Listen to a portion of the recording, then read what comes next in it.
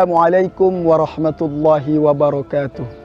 Alhamdulillah, wassalatu wassalamu ala rasulillah wa ala alihi wa sahbihi wa man tabi'ah. Amma ba'd.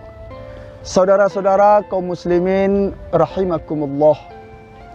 Di dalam bulan suci Ramadan, kita umat Nabi Muhammad sallallahu alaihi wasallam harus senantiasa bergembira dan semangat di dalam menjalankan segala bentuk amal ibadah di dalam bulan suci Ramadan untuk meraih ampunan Allah dan juga mendapatkan nilai pahala yang berlipat ganda.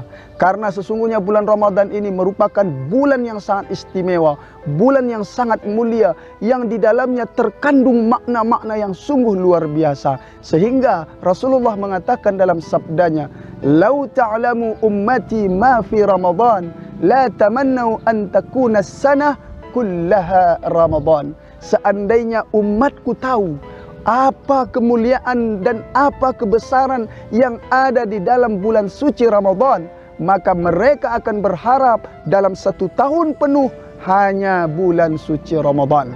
Karena itu kesempatan kita di bulan suci Ramadan ini untuk meraih ampunan Allah dan mendapatkan pahala yang berlipat ganda, jangan sampai kita sia-siakan dengan kita semangat mendekatkan diri kepada Allah, melaksanakan segala ibadah di dalam bulan suci Ramadan ini.